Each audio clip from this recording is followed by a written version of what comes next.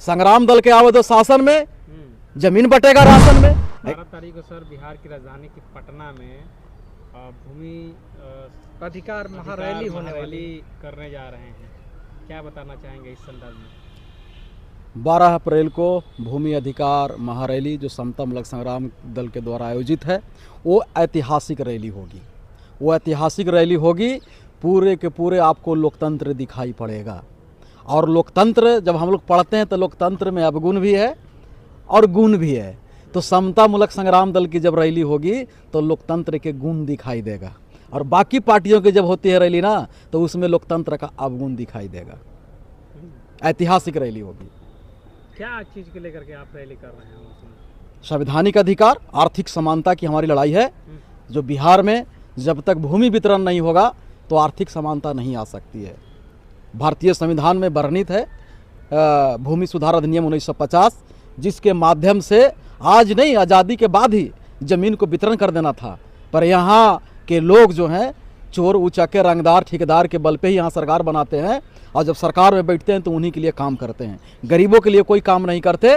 तो अब समता मूलक संग्राम दल लोकतंत्र में जिसकी जितनी संख्या भारी उसकी उतनी हिस्सेदारी, यहाँ गरीबों की संख्या भारी है तो गरीबों की सरकार होनी चाहिए और गरीबों के लिए नीति बनना चाहिए। उस पर हम लोग यहाँ काम कर रहे हैं। पहले भूमि वितरण, तो सरकार का एक योजना तो है कि जो भूमिहीन लोग हैं उनको 5-5 डिसमिल हम जमीन देंगे, कई जगह पर दिए भी हैं, तो जो एलिजिबल हो नहीं, इसको भी कहा जाता है चोरकट योजना। चोरकट योजना ये है। 5 डिसमिल पारित तो कर दिया इन्होंने, था कि जो अंग्रेजों का जमीन है, वो जमीन जो जमींदारों का जमीन है, अंग्रेज का चेलवा के, अंग्रेज के जो पैर धोने वाला था, वो पैर धो के जो जमींदार बना था, वो जमीन जो था आज़ादी के बाद बिहार सरकार उसकी मालिक बनी। वो जमीन को क्या करना है, तो वो जमीन को भूमिहीनों में बांटना है, ऐसा भारतीय संविधान में वर्णित है। पहले किसको?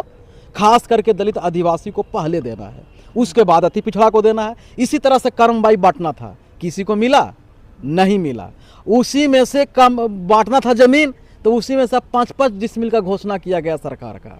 मानो जहाँ 1.5 एकड़ 2-2 एकड़ बांटना है, ओकरा में से मात्र 5 डिसमिल सरकार लेके आई कि चलो भाई 5 डिसमिल दे देते हैं, चलो वो भी मान लेते हैं। ये मतलब चोरकट हो गया ये, वो भी किसी को नहीं मिला है। नीतीश कुमार अगर बोल दे चौक चौराहे पे आन के कि हमने इतना आदमी को जारी कर दिया है, डेटा जारी कर दें, जितना आदमी का नाम होगा कल है उनको जूता लेके पहुंच जाएगा वहाँ मंत्रालय के सामने कि हमको देवो नहीं किया, हमको नाम पढ़ा चला दिया है। ये झूठा है। ये इन लोग एक भी आदमी को नहीं बांटा है जमीन, और ये जमीन बांटने के नाम पर अभी, और झूठ के मैं प्रमाण दे रहा हूँ ना कि अभी सर्वे आई है, सर्वे करेंगे, जिसको जमीन के बांटे हैं उसके नाम से करेंगे। ये उसके लायक नहीं होगा ना, जो लायक होगा उसको सरकार खुद दे देगी कि आप दिलवाइए। अरे कहीं नहीं दे रही है, हम लोग दिलवाएंगे लोकतंत्र में।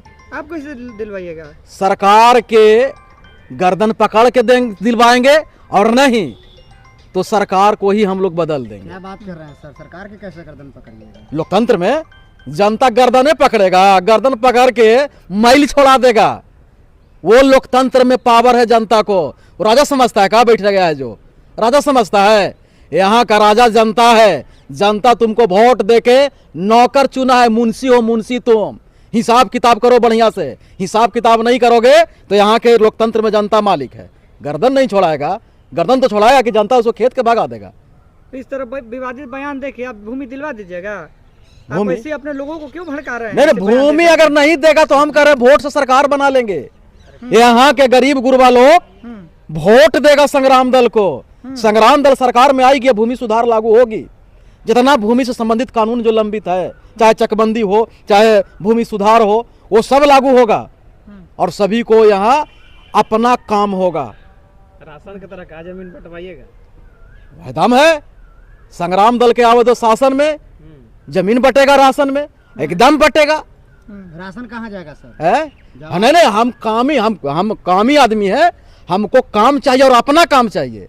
दूसरे के जमीन में काम करेंगे मजदूर होंगे, अपन जमीन में काम करेंगे तो हम मालिक होंगे, हम मालिक बनेंगे। तो आपको लगता है कि आपका समाज आपको वोट दे देगा? चंद्रशेखर रावण है यहाँ पे, उनकी पार्टी आजाद समाज पार्टी लड़ रही है, बहुजन समाज पार्टी लड़ रही है, आपको वोट देगा लोग? कैसे आपको लोग वोट देगा? हम यहाँ शासक बनेंगे इसलिए वोट देगा। जहाँ उन लोग भांज जहाँ के शासक बने वोट नहीं दिया, भांजपुर में उनका कैंडिडेट। अरे तो यहाँ उनका कैंडिडेट लड़ा रहे हैं, लड़ाने दीजिए। यहाँ शासक बनने की लड़ाई नहीं ना है। देखिए यहाँ अंबेडकर जी के नाम पर दुकान नहीं चलेगा, टिकट बेचे वाला दुकान बंद। यहाँ समतामूलक संग्राम दल अंबेडकरवादी सरकार बनाएगी। आप ही का समाज का लोग नीला झंडा लेकर के भीम आर्मी जय भीम करते हुए भीम आर्मी की रैलियों में जाता ठीक है, वो अनजान है, कर रहा है। जिस दिन पता चल जाएगा कि अब बिहार में भी अंबेडकरवादी शेर पैदा ले लिया है, वो सबको आ जाएंगे शिकार करने। कैसे शेर अपने आप को कह रहे हैं? आपको लोग दलितों को बांटने वाले कहते हैं कि अपना पार्टी बना करके वोट कटवा नेता है। वो देखिए सब क्या कहा, कांसीराम साहब वोट कटवा थे, वाहन जी वोट कटवा थे, मनोज रामदास अठावले वोट कटवा। जितना दलित नेता जब क्रांति करने के लिए आता है, सभी को वोट कटवा कह के अपमानित किया जाता है। अब वोट आएगा, साबित हो जाएगा। आप लोगों का एक बहुत बड़ा कमजोरी है कि नारा दे देते हैं कि हमको हुक्मरान बनना है, हुक्मरान बनना है, और वोट है ये नहीं है, एमएलए है ये नहीं है, आप कहते हैं कि हमको हुक्मरान बनना है। ये कहाँ से आंकड़ा कह रहे हैं कि वोट नहीं है, हुक्मरान बनना है? तो केकर वोट है, केकर वोट है बताइए? कौन ऐसा आपको दिमाग दिया है कि वोट नहीं है? बाबा साहब ने वोट का अधिकार दिया है, जो सभी का वैल्यू एक है। चाहे अंग्रेज का दलाल का जो यहाँ बसा हुआ है उसका वोट हो, चाहे भारतीय संविधान का मूल निवासी हो, जो भारत के मूल निवासी हो, सभी का वोट का वैल्यू एक है। तो वोट हमारा ज्यादा है, मूल निवासी का ज्यादा है, गरीब का ज्यादा है। सर यहाँ तो दलाल है ही नहीं कोई, आप दलाल किसको बोल रहे हैं? दलाल किसको बोल रहे हैं? जो ऐसा बात बोलता होगा हुक्मरान के, तो हुक्मरान बनेंगे तो नौकर बनेंगे। 11 अप्रैल को प्रशांत किशोर जी भी गांधी मैदान में अपना रैली रखे हुए हैं, उनसे इंस्पायर होकर कहीं नहीं ना आप 12 तारीख को रैली रखे हैं? भैया मैंने कह दिया ना कि उन लोग लोकतंत्र के अवगुण लोग हैं और हम लोकतंत्र के गुण वाले लोग हैं। ठीक है ना? ये आप डिसाइड करिएगा कि जनता नहीं, जनता नहीं, जो लोकतंत्र में पढ़ना है, पढ़े हैं, वो कहते हैं पैसा के बात करते हैं। उनकी आय कि लोकतंत्र में पैसा चलता है, बताइए? लोकतंत्र में अवगुण में सबसे बड़ा अवगुण है धन की प्रधानता। ठीक है? और मैं कह रहा हूं कि अगर वो धन खर्च नहीं करेंगे ना, तो बिहार के गली के झिटका भी ये के पीके को कोई पूछने वाला नहीं है। वो क्या कर रहे हैं कि लोकतंत्र के नाम पर धन के खरीद रहे हैं। धन अंपा देखिएगा, उनका स्टेज लगेगा कम से कम 50 लाख के होगा। ठीक है ना? और उनके एक एक लोग सब माइक पूछ लीजिएगा, एक भी आदमी अगर फील्ड में खड़ा करके बता दे कि मैं अपने पैसा से आया हूं तो मैं राजनीति से संन्यास ले लूंगा। लेकिन मेरे रैली में आइएगा, जितने आदमी आएंगे एक लाइन में पूछ देंगे कि कौन अपना पैसा लगा के आए हो। उसमें से अगर एक आदमी कह देगा कि मैं अपना पैसा लगा के नहीं आया हूं, तो स्टेज पर भी मैं राजनीति से संन्यास ले लूंगा। तो उनको सारी सुख सुविधाएं दी जा रही है, उनको सारी सुख सुविधाएं दी जा रही है, तो वो वहां ना जाकर के आपके रैली में क्यों आएंगे? इसलिए कि मैं लोकतंत्र में हूं। मैं देखिए लोकतंत्र के मानने वाला यहाँ लोग हैं। बिहार लोकतंत्र के जननी है और राजतंत्र के मानने वाला। राजतंत्र में राजा के ही सब कुछ रहेगा, घोड़ा, हाथी, बाजा, ढाक सब राजा के, बस खाली झाल बजाने जनता आ जाइए राजा की तारीफ करने के लिए। पर लोकतंत्र में जनता का ही सब कुछ होना चाहिए। तो हमारे संगठन में मंच भी जनता का, माइक भी जनता का, झंडा भी जनता का और भीड़ भी जनता का। अभी जगह जगह पर भीम आर्मी का प्रोग्राम हो रहा है, वहाँ पे सैकड़ों की संख्या में लोग नहीं जुट पा रहे हैं, और आपको लगता है कि हमारे ये भैया भीम आर्मी से कहा है हमको तुलना कर रहे हैं? तो जब वो भी तो दलितों का संगठन है, उसमें जब लोग नहीं इकट्ठा हो रहे हैं तो आपके संगठन इकट्ठा हो? अरे भाई, तो भीम आर्मी मतलब समझते हैं, वो अपनी दुविधा में है, नाम रखे हैं आर्मी और हाथ में डंडा भी नहीं है। बिहार में था ना संगठन, सुनिए एक मिनट, बिहार में जानते हैं ना संगठन? बिहार में था एमसीसी, बिहार में था संग्राम समिति, बिहार में था बहुत तरह के नक्सली संगठन। देखते थे कितना सामान लेके चलता था, दिन में चलता था घूम के। यहाँ के सरकार भी देखती रहती थी ना उसको, है कि नहीं? तो संविधान इजाजत नहीं देता है कि किसको खुलेआम हथियार लेकर? तो फिर काले आर्मी ना रखे हैं टाइटल, हटा लीजिए ना। इसी में दिग्भ्रमित है लोग ना, जुड़ रहा है आर्मी के नाम पर और वहां जा रहा है, पिटा के आ जा रहा है।